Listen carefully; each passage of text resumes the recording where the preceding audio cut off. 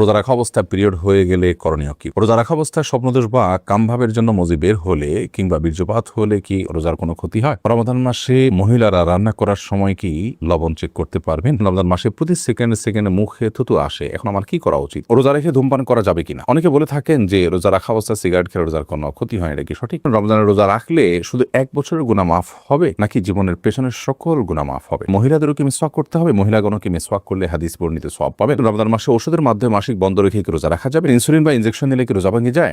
গীবত করলে কি রোজা হবে? প্রিয় দর্শক, আর বিলম্ব না করে চলুন আপনাদের প্রশ্ন উত্তর দেওয়ার পালায় প্রবেশ করি। এমডি ওয়াকিল আজম আপনি লিখেছেন, সোনার জাকাত কি প্রতি বছর দিতে হবে? স্বর্ণ, রূপা, নগদ অর্থ, ব্যবসার মাল সহ জাকাত যোগ্য যে সমস্ত সম্পদ আছে সেসব সম্পদ প্রতি জাকাত বর্ষে একবার করে আদায় করতে হবে। বিধায় এটি একবার আদায় করলেই সারা জীবনের জন্য আদায় হয়ে যাবে না, বরং প্রতি বছর একবার করে দিতে হবে যদি 1 বছর আপনার কাছে সেটি থাকে। এমনি লাবিব তানভীর লিখেছেন, গীবত করলে কি রোজা হবে? রোজার স্ট্রাকচার হয়ে যাবে, অর্থাৎ বাহ্যিকভাবে রোজা হয়ে যাবে, কিন্তু অন্তর্নিহিত যে রোজা সেটি হবে না, অর্থাৎ রোজার প্রাণ ক্ষতিগ্রস্ত হবে। তার কারণে রোজার মান কমে যাবে, কোনো কোনো ক্ষেত্রে রোজা অর্থহীন হয়ে যেতে পারে। এজন্য রোজা রেখে গীবত করা, অন্যান্য পাপের কাজ করা অনুচিত এবং রোজাতে বেঁচে থাকা উচিত। মিলন হোসেন আপনি লিখেছেন, রোজা রেখে ধূমপান করা যাবে কিনা? অনেকে বলে থাকেন যে রোজা রাখা অবস্থায় সিগারেট খেলে রোজার কোনো ক্ষতি হয়, এটা কি সঠিক? এটা কোনো মানুষ বলে, আমি তো এই প্রথম শুনলাম। যাই হোক, কেউ যদি বলে থাকেন সেটি নেহায়াতি ভুল। ধূমপান করলেও তার ফলে রোজা ভঙ্গ হবে, কেবল এটা পান ধোঁয়াগুলো মানুষের ভেতরে প্রবেশ করে, বিধায় এটি রোজা ভঙ্গের কারণ।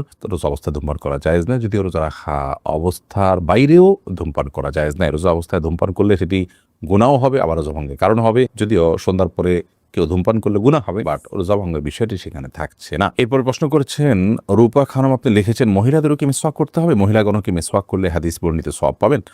এর উত্তর হলো, মহিলাগণ মিসওয়াক করতে পারবেন, বরং করা উচিত। নবী করিম সাল্লাল্লাহু আলাইহি সাল্লামের যে সমস্ত নির্দেশনা পুরুষদের জন্য বিশেষভাবে নয়, পুরুষদেরকে নির্দিষ্ট করে তিনি বলেননি, সেটা নারী পুরুষ সকলের জন্য প্রযোজ্য। মিসওয়াকের ক্ষেত্রে নবী আলাইহিস সালামের যে হাদিসগুলো সেগুলোকে আমরা ঘাঁটলে দেখি, সেই হাদিসগুলোতে তিনি নারী বা পুরুষকে আলাদা করে মেনশন করে বলেননি যেটা অমুকদের জন্য প্রযোজ্য, বরং তিনি সাধারণভাবে বলেছেন, বিধায় নারী পুরুষ সকলের জন্য প্রযোজ্য। তাছাড়া মিসওয়াকের যে উপকারিতা সেটা পুরুষদের উপর যেরকম বর্তায়, নারীদের উপর একইভাবে বর্তায়, বিধায় তারাও অধিক মানে মিসওয়াক করবেন। মিসওয়াকের যে জায়গাগুলো আছে সেগুলোতে মিসওয়াক অধিক পরিমাণে করবেন। মিসওয়াক বিষয়ে আমাদের একটা ভিডিও বক্তব্য আছে, কোন কোন জায়গায় মিসওয়াক করতে হবে। 7টি জায়গায় মিসওয়াক করার কথা বিভিন্ন হাদিস থেকে আমরা জানতে পারি, সেগুলোকে আমরা একত্র করে দিয়েছি। সেই জায়গাগুলোতে একজন পুরুষ যেমন মিসওয়াক করার চেষ্টা করবেন, একজন নারীও তার মতো করে মিসওয়াক করার চেষ্টা করবেন। রমাদান মাসে সিয়াম রেখে দিনের বেলা মিসওয়াক করা যায়। নবী করিম সাল্লাল্লাহু আলাইহি ওয়াসাল্লাম এত বেশি সংখ্যক মিসওয়াক করেছেন রমজান মাসে রোজা রেখে যে আয়েশা দ্বারা তারা বলেছেন, গুণে শেষ করা কঠিন হবে। তানজিনা লিজা আপনি জানতে চেয়েছেন, রমজান মাসে প্রতি সেকেন্ডে সেকেন্ডে মুখে থুতু আসে, এখন আমার কি করা উচিত? কোনো অসুবিধা নেই।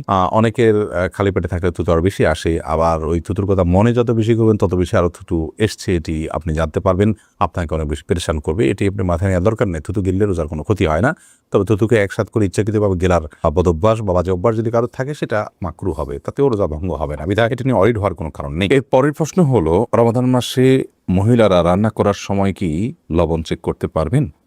আমাদের মা বোনরা রমাদান মাসে রান্না করতে গিয়ে, বা যে কোনো পুরুষও রান্না করতে গিয়ে যদি তরকারির লবণ চেক করতে হয়, স্বাদ চেক করতে হয়, তাহলে সেক্ষেত্রে সেটি তার জন্য জায়েজ হবে যদি এই চেকটা হয় জিহ্বা দিয়ে, এবং চেক করে সাথে সাথে আবার থুতুর মাধ্যমে তিনি সেটাকে পরিষ্কার করে ফেলে দেন, অর্থাৎ গলাদ করেন না গেলেন, তাহলে সেক্ষেত্রে সেটি জায়েজ হবে। যদিও এটা অ্যাভয়েড করতে পারলে সেটা বেটার এবং উত্তম।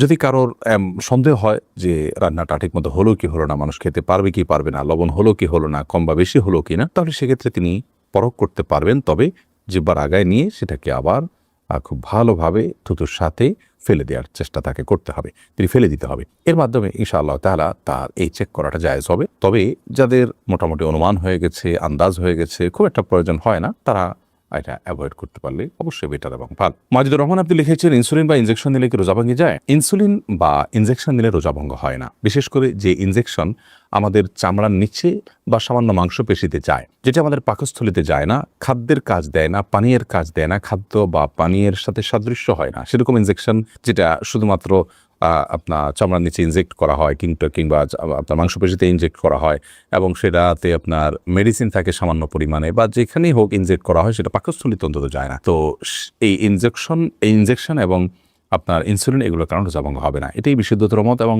সংখ্যাগরিষ্ঠ উলামা ইকরাম, আরব আজম সবারই মত বলতে গেলে। সেই হিসাবে টিকাও এটা রোজা ভঙ্গের কারণ না, টিকা নিলেও রোজা আপনি থাকবে আপনার রোজা। তবে যে ইনজেকশন আপনার খাদ্য বা পানীয়ের কাজে, ধরুন গ্লুকোজ আছে এরকম গ্লুকোজের যে স্যালাইন আছে যদি আপনি গ্রহণ করেন তাহলে তারপর রোজা ভঙ্গ হয়ে যাবে, কারণ এটা খাদ্য এবং পানির কাজ দিয়ে থাকে। এরপরে প্রশ্ন করেছেন শাহেদ আলী, আপনি লিখেছেন রোজা রাখা অবস্থায় স্বপ্নদোষ বা কামভাবের জন্য মজি বের হলে কিংবা বীর্যপাত হলে কি রোজার কোনো ক্ষতি হয়? রোজার মধ্যে কামভাবের কারণে যদি কারোর মজি বের হয়, যেটাকে আঠালো কিছুটা আঠালো ও পানির মতো যে পদার্থ যদি বের হয়, তাহলে সেক্ষেত্রে তার ফলশ্রুতিতে রোজা ভঙ্গ হবে না। বীর্যপাত যদি হয় এবং সে বীর্যপাত যদি হয় উত্তেজনার সাথে, তাহলে সেক্ষেত্রে সেটি রোজা ভঙ্গের কারণ হবে, সেটি হস্তমৈথুনের মাধ্যমে হোক বা অন্য কোনো কামভাবের কারণে, কোনো জরুরি বিষয়ক চিন্তা ভাবনার কারণে বা এ জাতীয় কোনো আচরণের কারণে যদি আপনার কামভাবের সাথে উত্তেজনার সাথে যদি বীর্যপাত হয়, তাহলে তার ফলে রোজা ভঙ্গ হবে। আর যদি কারোর অসুস্থতার কারণে বীর্যপাত হয়, শারীরিক কোনো দুর্বলতার কারণে অথবা স্বপ্নদোষের কারণে, তাহলে তার কারণে রোজা ভঙ্গ হবে না। তবে মজি যেটা কিছুটা আঠালো পানির মতো, সেটি বের হওয়ার ফলে, যেটা বীর্য নয়, শুভ্র সাদা নয়, সেটি বের হওয়ার ফলে রোজা ভঙ্গ হবে না। তবে সেটি বের হলে অজু ভঙ্গ হবে। তবে রোজা রেখে আপনার মজি বের হতে পারে এরকম কোনো চিন্তা ভাবনা, কল্পনা বা আচরণ থেকে বিরত থাকা উচিত, সিয়ামের যে মৌলিক লক্ষ্য আছে সেই লক্ষ্য সাধনের স্বার্থে এবং প্রয়োজনে। বাইয়ান আক্তার, আপনি লিখেছেন রমজানের রোজা রাখলে শুধু 1 বছরের গুনাহ মাফ হবে নাকি জীবনের পেছনের সকল গুনাহ মাফ হবে? বোন বাইয়ান আক্তার, নবী করিম সাল্লাল্লাহু আলাইহি ওয়াসাল্লাম বলেছেন, মান সামা রমাদান ঈমানান ওয়া ইহতিসাবা, যে ব্যক্তি রমাদান মাস ব্যাপী রোজা রাখবে ঈমানের সাথে, ইখলাসের সাথে, নিষ্ঠার সাথে, গফিরা লাহু মা তাকাদ্দামা মিন যামবিহি, তার পেছনের সমস্ত গুনাহ মাফ করে দেওয়া হবে। এই হাদিস থেকে বোঝা যায় গোটা জীবনের গুনাহ আল্লাহ তাআলা মাফ করবেন, 1 বছরের নয়। তবে হ্যাঁ, এখানে গুনাহ মাফ বলতে ছোট ছোট গুনাহের কথাই বোঝানো হয়েছে, কারণ বড় গুনাহ এবং কাবিরা গুনাহ যেগুলো, সেগুলো তওবা ছাড়া মাফ হবে না। বিধায় সিয়াম যদি রাখার পাশাপাশি আপনি তওবায়ে নাসুহা করতে পারেন, সিয়ামের যে বার্তা সেটা যদি আপনি ক্যাচ করতে পারেন, টেক করতে পারেন, ধরতে পারেন, সেটা ধরে যদি আপনি পেছনের সমস্ত কৃতকর্মের জন্য লজ্জিত হয়ে আল্লাহর কাছে ক্ষমা প্রার্থনা করে ভবিষ্যতে এ সমস্ত পাপাচারে লিপ্ত হবেন না মর্মে সংকল্প করেন, তাহলে এটি তাওবা হয়ে গেল। এরকমভাবে যদি আপনি সিয়াম পালন করতে পারেন, তাহলে সগীরা কবিরা সব গুনাহ মাফ হবে ইনশাআল্লাহ তাআলা। তানজিনা, আপনি লিখেছেন রোজা রাখা অবস্থায় পিরিয়ড হয়ে গেলে করণীয় কি? পিরিয়ড যদি হয়ে যায়, তাহলে ওই দিনের যে সিয়ামটা আছে, ওই সিয়ামটা আপনাকে পরবর্তীতে রমজানের পর রেখে দিতে হবে। আর পিরিয়ড হয়ে গেছে, এখন আপনি অন্য রোজাদার সামনে আপনি খাদ্য গ্রহণ ইত্যাদি থেকে বঞ্চিত থাকবেন এবং ওইভাবে পার করবেন। মাইশা ইসলাম, আপনি লিখেছেন রমজান মাসে ওষুধের মাধ্যমে মাসিক বন্ধ রেখে কি রোজা রাখা যাবে? এটা অনেক বোনের জিজ্ঞাসা। রমজান মাসে মাসিক বন্ধ করার জন্য ঔষধ সেবন করে যদি কেউ রোজা রাখেন, তাহলে সেক্ষেত্রে সেটি তার জন্য জায়েজ হবে। শর্ত হলো সে ওষুধের মাধ্যমে কোনো বড় ধরনের শারীরিক ক্ষতির মুখোমুখি হওয়া বা কোনো প্রকার সাইড এফেক্টের আশঙ্কা না থাকতে হবে। যদি ওষুধ সেবন করার মাধ্যমে বড় কোনো ক্ষতি না হয়, তাহলে সেক্ষেত্রে এটি গ্রহণ করে আপনি মাসিক বন্ধ রেখে সিয়াম পালন করতে পারবেন, কোনো অসুবিধা নেই। যদিও উত্তম হয় স্বাভাবিক অবস্থার উপরে ছেড়ে দেয়া, কারণ আল্লাহ রাব্বুল আলামিন যে অবস্থা রেখেছেন সে অবস্থার উপরে থাকতে পারলে বেটার। তবে হ্যাঁ, অনেকে আছে রমজানের পরে রোজাগুলো রাখাটা তাদের জন্য চ্যালেঞ্জিং হয়ে যায়, কঠিন হয়ে যায়, তাহলে সেক্ষেত্রে তারা ওষুধ সেবন করে এই রোজাগুলো রাখতে পারে, রমজান রোজাগুলো রাখতে পারবেন, কোনো অসুবিধা নেই। সত্য হলো সাইড এফেক্ট এর মাধ্যমে বড় কোনো ক্ষতির মুখোমুখি হওয়ার আশঙ্কা না থাকতে হবে, কারণ মানুষ নিজেকে ক্ষতির মধ্যে ফেলে দিবে এরকম কোনো কাজ ইবাদত করার জন্য করার নির্দেশনা ইসলাম আমাদেরকে দেয় না। আল্লাহ রাব্বুল আলামিন মাসিকের কারণে আপনাকে রোজা রাখার তৌফিক দেননি, কিন্তু আপনার মধ্যে আক্ষেপ আছে, আপনার মধ্যে আগ্রহ আছে যে আমি যদি মাসিক না হতো তাহলে রোজা রাখতাম। তো এই যে একটা আপনার আকুতি, এই যে আপনার আকুলতা, এটার কারণে আল্লাহ তাআলা রোজা না রাখতে পারার পরও আপনাকে আল্লাহ রাব্বুল আলামিন রোজা রাখার যে সওয়াব সেটি দান করবেন। কারণ হাদিসে আছে, নবী করিম সাল্লাল্লাহু আলাইহি ওয়াসাল্লাম বলেছেন, কোনো ব্যক্তি যদি অসুস্থ হয়ে পড়ে, শারীরিকভাবে অনুপযুক্ত হয়ে পড়ে কোনো ইবাদত করার, অথচ তার যখন শারীরিক সক্ষমতা ছিল তিনি সেই ইবাদতটি করতেন, ত্রুটি বিচ্ছুতি করতেন না, তিনি সেটি করতেন এবং এখনও সুস্থ থাকলে তিনি করতেন, তাহলে সেক্ষেত্রে তিনি এই ইবাদতটি সুস্থ অবস্থায় করলে যে পরিমাণ সওয়াব পেতেন, অসুস্থ অবস্থায় সেই ইবাদতটি করতে না পারার কারণে তার যে বেদনা, তার যে আকুতি, তার যে আকুলতা এবং তিনি যে সুস্থ থাকলে রাখতেন, সেই বিবেচনায় আল্লাহ তাআলা তাকে ইবাদত করার সওয়াব দিবেন। বিধায় মা বোনরা এক্ষেত্রে আলাদা কোনো কসরত না করলেও ইনশাআল্লাহ বিইذনিল্লাহ আল্লাহ তাআলার কাছ থেকে তারা আজর পাবেন, যদিও এই রোজাগুলো তাদেরকে আবার রেখে দিতে হবে। অতএব ওষুধ সেবন করে মাসিক বন্ধ রেখে রোজা রাখতে পারবেন, ওই শর্ত সাপেক্ষে যে সাইড এফেক্ট থাকবে না। পরিবেশ সংরক্ষণ এবং জলবায়ু পরিবর্তন বিষয়ে ইসলামের অবস্থান কি? কোরআন ও সুন্নাহ পরিবেশের সুরক্ষার বিষয়ে আমাদের কি নির্দেশনা দেয়? পরিবেশ সংরক্ষণ এবং জলবায়ু পরিবর্তন হয়েছে পৃথিবীতে মানুষের হাতের কামাইয়ের কারণে এবং বড়লোকদের সুবিধার জন্য পৃথিবীর সর্বস্তরের মানুষের জীবনে ধ্বংস ডেকে আনা হয়েছে। এটা হলো বাস্তবতা। অতএব এই ধরনের পরিস্থিতিতে একজন সাধারণ মানুষ হিসাবে, একজন মুসলিম হিসাবে আমরা আমাদের জায়গা থেকে পরিবেশকে সুরক্ষিত রাখবার জন্য নানামুখী উদ্যোগ নেওয়া, বৃক্ষরোপণ করা, এবং আরও যে সমস্ত উদ্যোগগুলো আমাদের নেওয়ার মতো আছে সেগুলো আমরা নেব ইনশাআল্লাহ বিদিনিল্লাহ। সেই সাথে এই যে গোটা পৃথিবী একটি দুষ্ট চক্রের হাতে জিম্মি, সোজা কথা, তারা তাদের নিজের সুবিধার জন্য, নিজেদের ব্যবসাকে সম্প্রসারণ করবার জন্য পরিবেশকে নষ্ট করেছে, সেগুলোর বিরুদ্ধে আমাদের সোচ্চার হওয়া দরকার প্রত্যেকের। পরিবেশ নষ্ট করার যে আপনার আয়োজন আছে সেটার বিরুদ্ধে আমাদের প্রত্যেকেরই কম বেশি দায়িত্বশীল ভূমিকা রাখা দরকার। আব্দুল লতিফ, আপনি আমাদের ইউটিউব চ্যানেলে লিখেছেন, হারাম রিলেশন থেকে বের হওয়ার জন্য মেয়ের সাথে কথা যদি না বলি, মেয়ে কান্নাকাটি করে, তার থেকে আমার গুনাহ হবে না? মোটেই না, বরং আপনি কেউ কাঁদুক আর হাসুক, আপনি অন্যায় থেকে বিরত থাকবেন। আপনি অন্যায় থেকে বিরত থাকাটা আপনার কর্তব্য। কে কাঁদলো বা কে হাসলো সেটাতে আপনার আসলে তেমন কিছু যায় বা আসে না।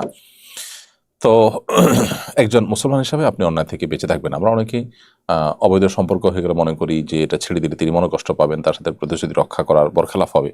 এটা আসলে ভুল কথা। কারণ হলো কোনো মানুষ তিনি তার জায়গা থেকে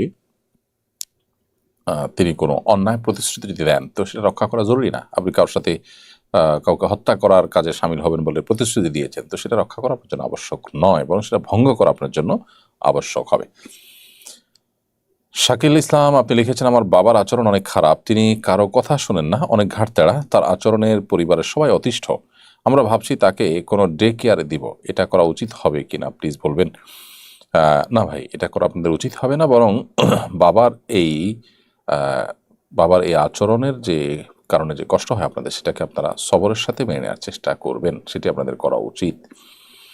বাবা যদি আপনাদের সাথে অন্যায় আচরণ করে বা আপনাদের কষ্টের কারণ হয়, তারপরেও আপনাদেরকে পরম ধৈর্য ধারণ করার চেষ্টা করতে হবে। জান্নাত আসলে এমনি এমনিতে আল্লাহর কাছে আশা করা যাবে না। জান্নাতের জন্য তো আমাদেরকে কিছু করতে হবে। অনন্ত অসীমকালে জান্নাত পাবো, অথচ এটুকু কষ্ট আমরা হজম করব না, তা কি করে হয়? জীবনে কোথাও কারোর অধীনে চাকরি করলে সামান্য কিছু টাকার বিনিময়ে আমরা কত কষ্ট সহ্য করি। সেখানে নিজের বাবা, যিনি জন্ম দিয়েছেন, যিনি খাইয়ে পরিয়ে বড় করেছেন, আজকে বৃদ্ধ বয়সে তিনি অসুস্থতার কারণে, বয়সের কারণে, নানা কারণে তিনি পাগলামো করছেন, বাড়াবাড়ি করছেন, আমরা ধৈর্য ধারণ করব।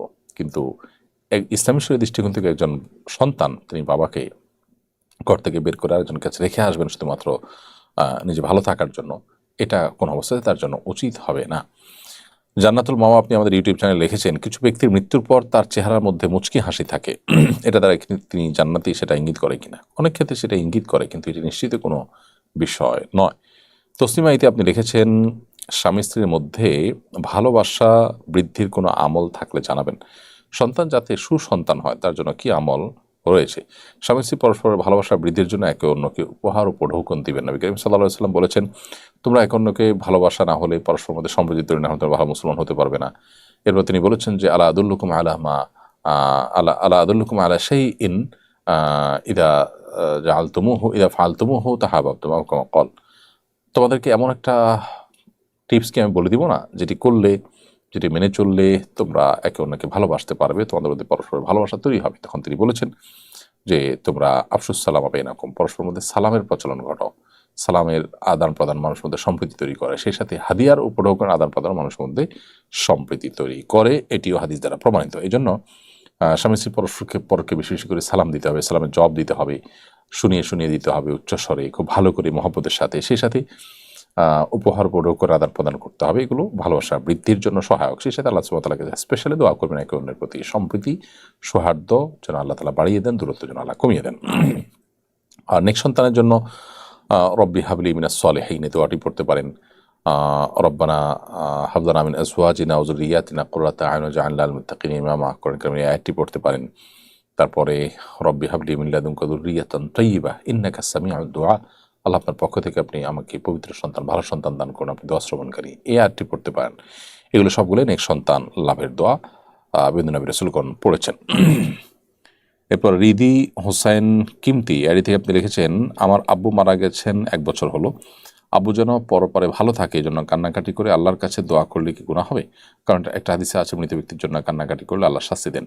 না বোন, কান্নাকাটি করলে আপনার গুনাহ হবে না, বরং ভালো হবে। কিন্তু হাদিসে যে কান্নাকাটি নিষেধাজ্ঞা রয়েছে সেটা সাধারণ কান্নাকাটি নয়, সেটি হলো মাতম অর্থাৎ আহাজারি ভাঙচুর করে, চিৎকার চেঁচামেচি করে অনাস্থা প্রকাশ পায়, বিদ্রোহ প্রকাশ পায়, আল্লাহ সিদ্ধান্তের উপরে আপনার ক্ষোভ প্রকাশ পায়, এই টাইপের যে কান্নাকাটি, সেটা যেটাকে মাতম বলা হয়।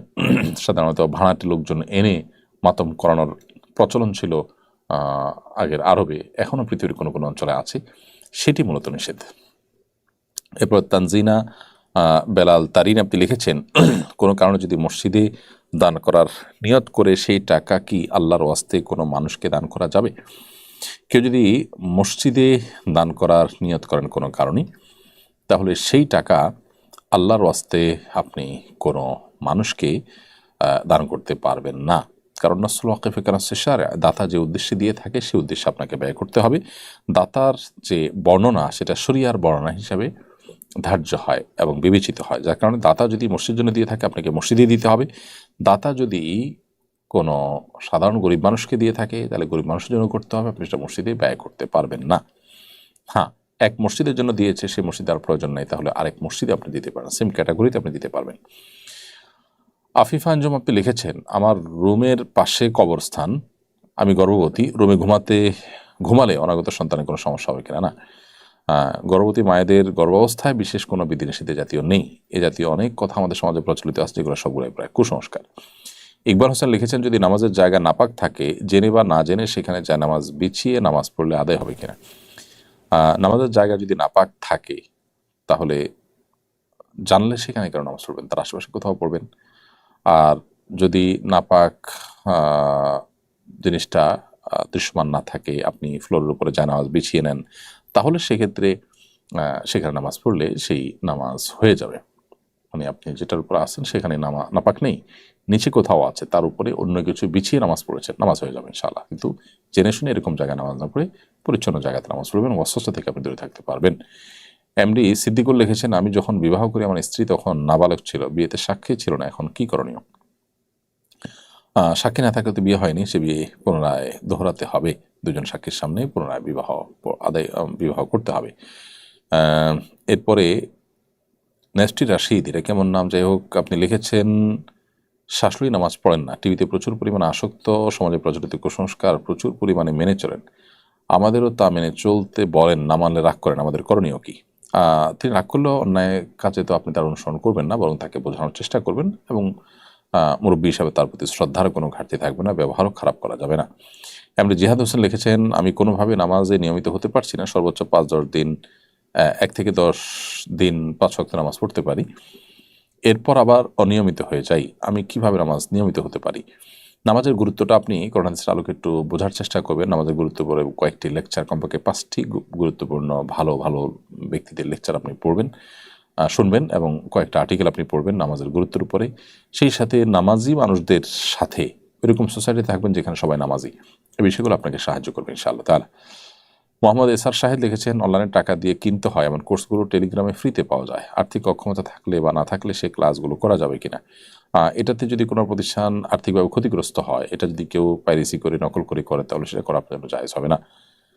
নামিরা ইসলাম আপনি লিখেছেন, আমার শাশুড়ি একজন জালিম মহিলা, আমাকে সবসময় সব বিষয় নিয়ে কটু কথা বলেন, খাবার দাবারে কষ্ট দেন, তার অত্যাচারে আমি এখন প্রায় মানসিক রোগী, আমি আমার স্বামীর কাছে আলাদা থাকার ব্যবস্থা করার কথা বললে গুনাহগার হবে কিনা? অবশ্যই আপনি গুনাহগার হবেন না, যদি জুলুমের শিকার হয়ে থাকেন আপনি সেটি চাইতে পারেন, তবে আপনার নিজের কাছে বিচারে যেটাকে জুলুম মনে হচ্ছে সেটা আসলে কতটা জুলুম সেটা নিয়ে আপনি অবশ্য কোনো একজন ভালো আলিম, ভালো স্কলার, তার কাছে পরিপূর্ণভাবে পুরো বিষয়টা খুলে পরামর্শ চাইতে পারেন, তবে অবশ্যই আপনি পৃথক থাকার জন্য আপনার স্বামীর কাছে আর্গুমেন্ট করতে পারেন। এমডি আরাফাত এআডি থেকে আপনি লিখেছেন, সকল মন্দ কাজের আসক্তি থেকে কিভাবে দূরে থাকা যায়? আল্লাহ সুবহানাহু ওয়া তাআলার কাছে আশ্রয় চাইবেন এবং নিজের জায়গা থেকে নিজের বিরুদ্ধে সংগ্রাম করার চেষ্টা চালাবেন। মানুষ চাইলে পারেন আসলে এমন কিছু নেই, সেই মানসিকতা দরকার। আপনি মন্দ কাজ থেকে বাঁচার জন্য সিরিয়াসনেস দরকার, সেটা যদি আপনার মধ্যে থাকে তাহলে এটা অসম্ভব নয় এখান থেকে দূরে থাকাটা। হোসেন আলী লিখেছেন, চ্যানেল পড়ুয়া কোনো ব্যক্তি যদি দিনের পথে ফিরে আসতে এবং বিশেষ করে একজন দায়ী হতে চায় তাহলে তার জন্য উত্তম সিলেবাস কেমন হতে পারে? আপনি আপনার ফিলোসফি থেকে জানার আগ্রহ প্রকাশ করছি। চ্যানেল পড়ুয়া থেকে দিনের পথে ফিরে আসতে চাইলে কোরআন কারীমের একটা বাংলা অনুবাদ সংক্ষিপ্ত তাফসীর সহকারে নবী সাল্লাল্লাহু আলাইহি ওয়াসাল্লাম একটা সিরাতের গ্রন্থ এবং একটি হাদিস সংকলন, একটি মাসাইলের বই এবং মুসলিমদের যে ইতিহাস, এটার অথেন্টিক কোনো বই তিনি পড়ে দেখা দরকার। এভাবে এই সিলেবাসটা যদি কমপ্লিট করতে পারেন, আমার মনে হয় যে তার দিনের পথে আশাটা পোক্ত হবে। শেষে তার অনেকগুলো বই আছে, ধাপে ধাপে সেগুলো তাকে পড়তে হবে। আফজালি আইডি থেকে আপনি লিখেছেন, গাজাবাসীদের জুলুমের ব্যাপারে তেমন কিছু বলেন না কেন? দেখুন, আমরা এর আগে বারবার করে বলেছি, আলহামদুলিল্লাহ বলার চেষ্টা করছি, তাদের প্রতি যে জুলুম হচ্ছে সেই জুলুমের বিরুদ্ধে আমরা নানাবিধ উদ্যোগ নিয়েছি। মানুষকে বারবার করে তাদের প্রতি যারা জুলুম করছে সেই জালিমদের যেন পণ্যগুলো বয়কট করে চলে মানুষ, সেজন্য মানুষকে উৎসাহ দিচ্ছি, চেষ্টা করছি এবং দোয়াও অব্যাহত আছে। আল্লাহ সুবহানাহু ওয়া তাআলা আমাদের কর্তব্যকে আরও জোরালোভাবে পালন করার তৌফিক দান করুন। এরপর তাকবীর হাসান লিখেছেন, তাকবীর অর্থ কি? এর নাম রাখা যাবে কিনা? যাবে। তাকবীর অর্থ হলো বড় করা, কাউকে বড় করা বা কোনো কিছুকে বড় করা, এটা তাকবীর শব্দের অর্থ।